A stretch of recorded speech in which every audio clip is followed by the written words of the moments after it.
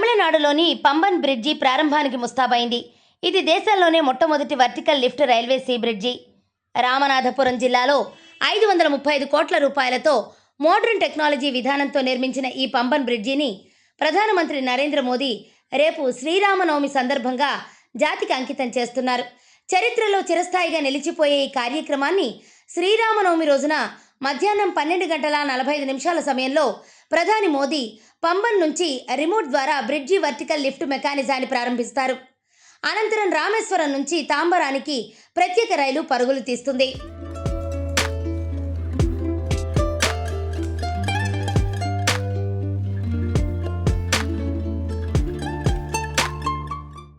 Pamban Bridge is one of the most important bridges. It's the first vertical lift sea bridge. And for railways as well as for Tamil Nadu, this is a major landmark. And this is the rich heritage of our Tamil culture, Tamil language, and the big work, great work done by our engineers. I thank Honorable Prime Minister Shri Narendra Modi ji for inspiring us to do this kind of very important bridge which connects the Tamil culture, connects with the Tamil culture. Tomorrow Honorable Prime Minister will inaugurate this bridge. I would also like to see the Madurai station and the Rameshwaram station, which are being redeveloped under the Amrit Bharat station program, which is world's largest station redevelopment program.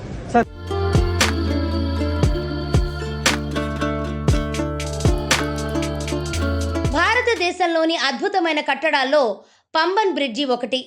మన దేశంలో సముద్రంపై నిర్మించిన మొట్టమొదటి వంతెన కూడా ఇదే.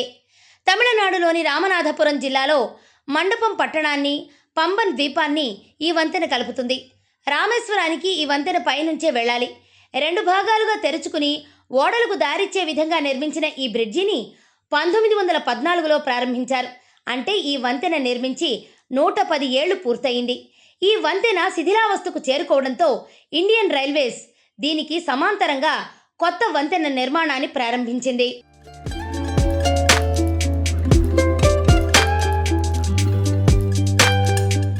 British కాలంలో నిర్మించిన పంబన్ వంతెన శతాబ్దాల పాటు ప్రజలకు సేవలందించింది. అయితే భద్రతా కారణాల దృష్ట్యా 2022 డిసెంబర్ 23 నుంచి దీనిపై రాకపోకలు నిలిపివేశారు. దీనికి సమాంతరంగా ఈ కొత్త పంబన్ రైల్వే బ్రిడ్జి నిర్మాణ పనులు 2020 ఫిబ్రవరిలో ప్రారంభించారు. ఈ వంతెన నిర్మాణాన్ని ఏడాదిలోగా పూర్తి చేసి 2021లో వినియోగంలోకి తేవాలని అప్పట్లో నిర్ణయించారు. కానీ కోవిడ్ వల్ల వంతెన నిర్మాణ పనులు ఆలస్యమవుతూ వచ్చాయి. మొత్తానికి 2024 జూలై నాటికి పనులు తుది దశకు తీసుకొచ్చారు. ఆ తర్వాత నవంబర్లో స్పీడ్ ట్రయల్ రన్ చేశారు. ఆ తర్వాత కూడా పలు ట్రయల్ రన్స్ నిర్వహించి ఇప్పుడు ప్రారంభానికి సిద్ధం చేశారు. కొత్త పంబన్ బ్రిడ్జి మొత్తం పొడవు 2.07 కిలోమీటర్లు కాగా దాదాపు 238 అడుగుల భాగం సస్పెన్షన్ బ్రిడ్జి. ఈ సస్పెన్షన్ బ్రిడ్జి వర్టికల్గా లిఫ్ట్ అయి షిప్లకు దారిస్తుంది. ఈ బ్రిడ్జిని దాదాపు 550 టన్నుల బరువుతో నిర్మించారు.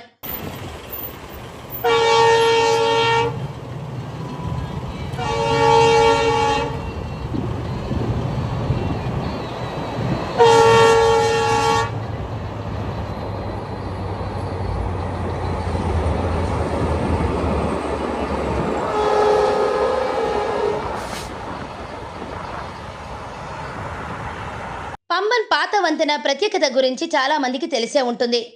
ఓడలు వెళ్లేందుకు వీలుగా వంతెనను 2 భాగాలుగా విడగొట్టి లిఫ్ట్ చేసే విధంగా దాన్ని అప్పట్లో నిర్మించారు.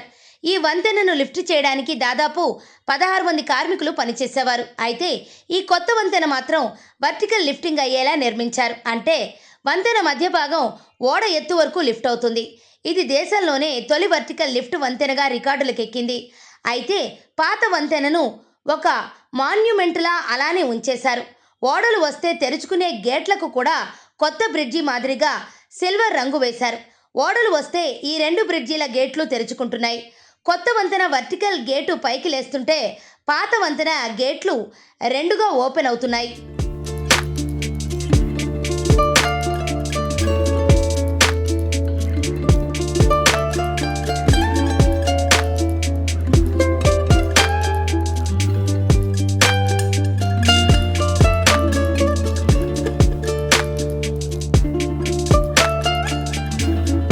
దాదాపు 110 ఏళ్ల క్రితం మీటర్ గేజ్ రైళ్లు ప్రయాణించేలా పంబన్ బ్రిడ్జిని నిర్మించారు. అయితే దీనిపై బ్రాడ్ గేజ్ రైళ్లు ప్రయాణించే విధంగా 2007లో ఇండియన్ రైల్వేస్ మార్పులు చేసింది. కానీ వంతెన శిథిలావస్థకు చేరుకోవడంతో 2022 డిసెంబర్లో దీనిపై రైళ్ల రాకపోకలు ఆపేశారు.